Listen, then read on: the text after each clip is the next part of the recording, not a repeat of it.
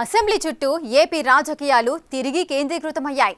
ఇటు కూటమి నేతలు అటు వైసీపీ లీడర్ల మధ్య మాటల యుద్ధానికి తెరలేస్తోంది.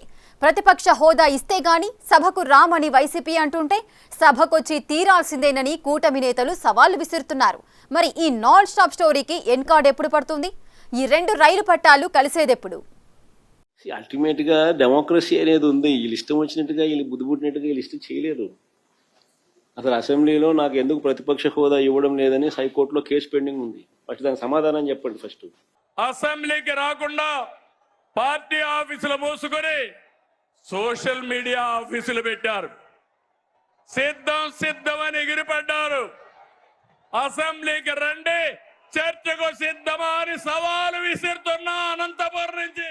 చూశారుగా, ఇది ప్రెజెంట్ ఏపీ పొలిటికల్ సిట్యుయేషన్. ఈ నెల 18 నుంచి ఏపీ అసెంబ్లీ వర్షాకాల సమావేశాలు ప్రారంభం కానున్నాయి. ఈ సమావేశాలు ప్రారంభానికి ముందే ఇరు పక్షాల మధ్య మాటల మంటలు చెలరేగుతున్నాయి. వైసీపీ అధినేత జగన్ అసెంబ్లీకి రావాల్సిందేనంటూ కూటమి నేతల నుంచి కామెంట్లు కత్తుల్లా దూసుకొస్తున్నాయి. సీఎం చంద్రబాబు నుంచి మంత్రుల వరకు గతంలో కావాలి జగన్ స్లోగన్ లాగా ప్రెజెంట్ అసెంబ్లీకి రావాలి జగన్ అంటూ పిలుస్తూనే ఉన్నారు.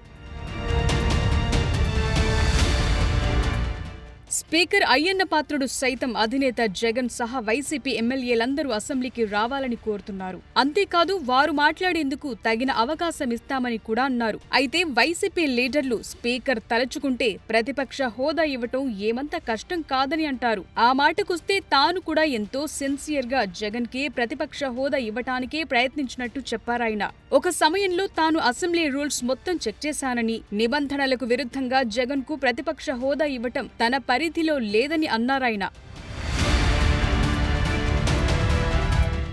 ఇక వైసీపీ పాయింట్ ఆఫ్ వ్యూలో చూస్తే ఇప్పటికే ఒక డెసిషన్ తీసుకున్నట్టు కనిపిస్తోంది. ఈ విషయంలో టీడీపీ నుంచి వస్తున్న సవాళ్లకు వీరు కూడా స్ట్రాంగ్ కౌంటర్లే పాస్ చేస్తున్నారు. తమకు ప్రధాన ప్రతిపక్ష హోదా ఇవ్వకుంటే సభకు వచ్చేది లేదని తెగేసి చెప్తున్నారు. ఈ నిర్ణయానికే తాము కట్టుబడి ఉన్నట్లు చెప్పుకొచ్చారు.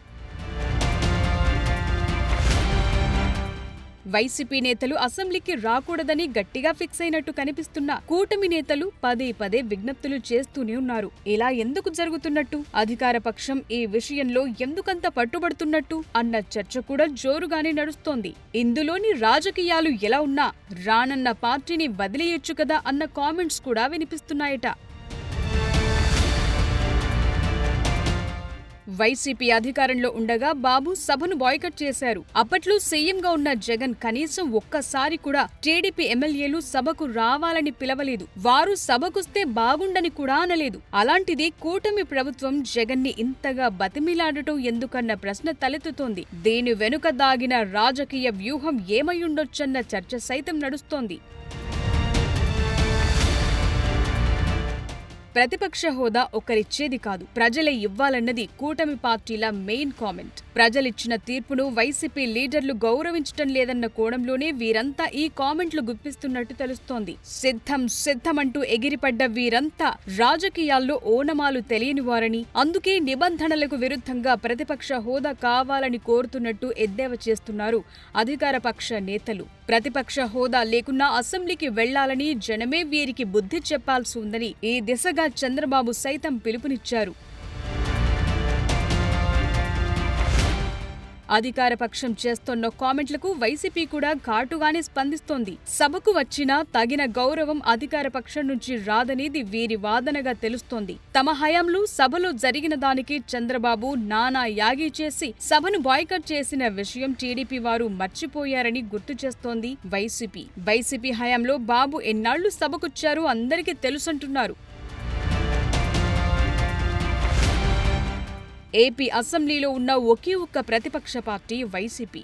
అలాంటి పార్టీని ప్రతిపక్షంగా గుర్తించటం లేదు. అసెంబ్లీలో మాట్లాడటానికి తగిన సమయం ఇవ్వరు. మరి అలాంటప్పుడు ప్రజా సమస్యలపై ఏం మాట్లాడగలం? తమకు నిజంగా ప్రతిపక్ష హోదా లభిస్తే సభాధ్యక్షుడితో సమానంగా అవకాశం ఇవ్వాల్సొస్తుంది. అందుకే ఇవ్వటం లేదని ఆరోపిస్తున్నారు వైసీపీ అధినేత జగన్. మరి ఈ హోదా గొడవకు ముగింపెప్పుడు? వచ్చే ఎన్నికల వరకు ఇది కొనసాగుతూనే ఉండాల్సిందేనా? ఎందుకంటూ ఒక ఎండింగ్ పాయింట్ లేదా అన్న ప్రశ్నకు ఆస్కారం ఏర్పడుతోంది.